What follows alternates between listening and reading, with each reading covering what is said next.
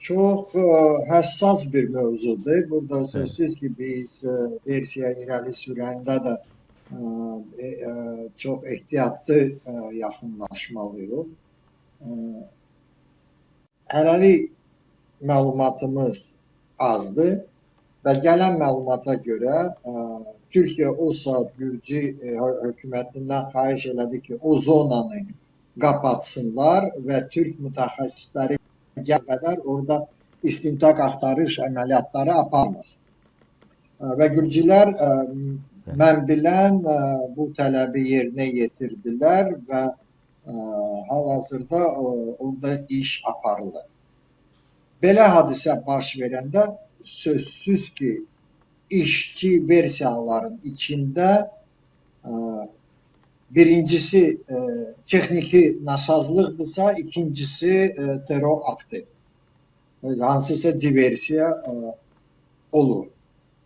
Bu gün rəsmi hələlik texniki nasazlıq üzərində dayanıblar, amma istisna etmirəm ki, o biri versiyaların üzərində də işləyirlər.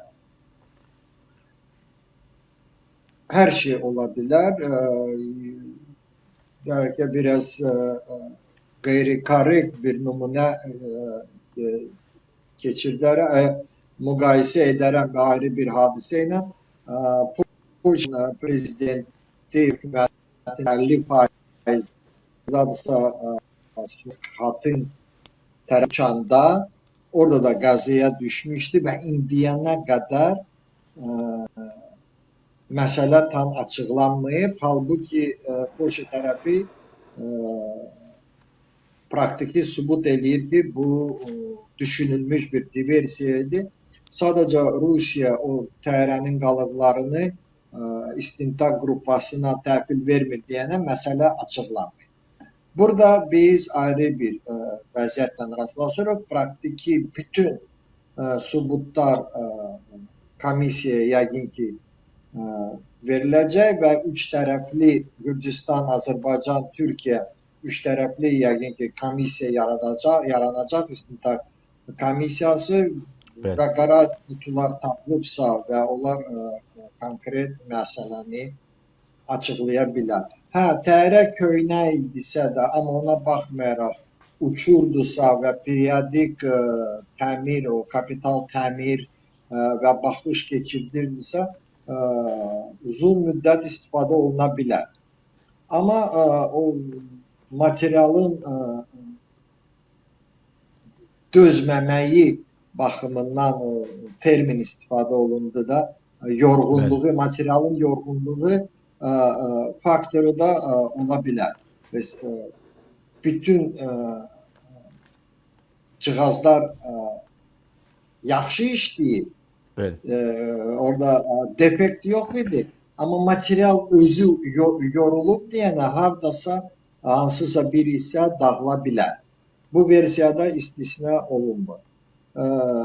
Ümumiyyətlə ən çox istifadə olunan və ən çox təyyarə qəzaları, biz də onlardan istifadə edirik, MiG-29-dur. Statistikaya baxsaq, dünyada ən çox qəza o qırıcı MiG-29'lardadır. Orada statistika niyə belə yüksəkdir? Çünki onların böyük miqdarda istehsal olunur və çox ölkələrdə istifadə olunur. Birinci yerdə Hindistan hava qüvvələridir. Çünki MiG-29 orada istifadə edirlər və ən çox Hindistanda istifadə olunan MiG-29'lar döyüş şəraitdə yox, ümumiyyətlə istifadə olunan vaxtı qəzaya uğrayıb, deyəsən 9 ya 10 belə bir hadisə baş verib Hindistanda. Bizdə də vaxtilə MiG-29 səhv eləmirəmsə 2 ya 3 qəza baş verib. Təyyarə aydındır ki, bəzən texniki baxımından qəzaya uğraya bilər.